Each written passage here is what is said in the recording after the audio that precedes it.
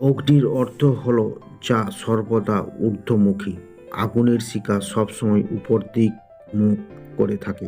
হিন্দু ধর্মের আগুনের বিশেষ মাহাত্ম্য রয়েছে। আগুন সব কিছুই পরিশুদ্ধ করতে পারে। হিন্দু ধর্মের অনুসারে আগুন হলো একজন দেবতা, অগ্নিদেব। ঋগ্বেদের প্রথম মন্ত্রে আগুনের উপাসনা করা হয়েছে।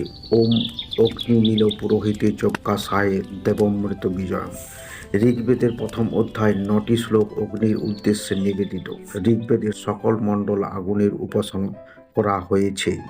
এর থেকে বোঝা যাচ্ছে হাজার হাজার বছর আগে আমাদের ঋষিমুনিরা আগুনের গুরুত্ব সম্পূর্ণভাবে উপলব্ধি করেছিলেন।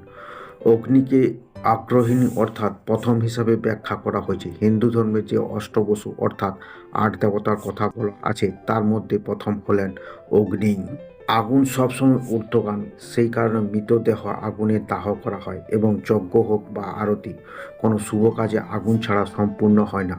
সারা বিশ্ব ব্রহ্মাণ্ডে 4 স্থানে অগ্নির বিদ্যমান। প্রথম আগুন হলো সূর্য, যা আকাশে অবস্থিত।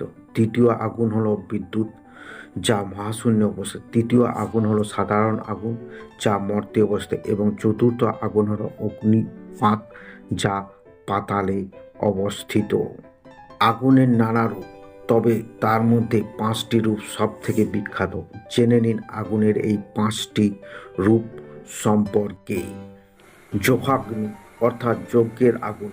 এই আগুন ঈশ্বরের উপাসনা করে মানুষের কল্যাণের জন্য ব্যবহার করা হয়। ভোজাগ্নি, আগুনের এই রূপ ব্যবহার করা হয় খাদ্য প্রস্তুতি করতে হয়।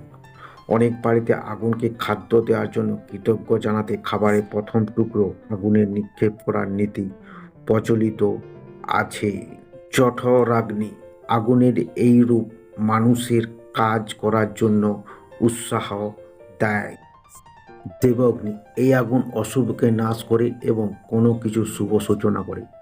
দাবানল বা প্রকৃতি বিপর্যয়ের কারণে যে আগুন লাগে তাকে দেবগ্নি বলা হয়। মহাভারতে বলা আছে, অগ্নিদেবের একবার প্রচণ্ড বদহজম হয়ে গেছিল। সেই জ্বালা তিনি শ্রীকৃষ্ণ ও অর্জুনের সাহায্যে খাণ্ডব দহন করে নির্বাপিত করেন। খাণ্ডব দহনের পর সেই স্থানে ইন্দ্রপ্রস্থ নির্মাণ করেন পাণ্ডবেরা।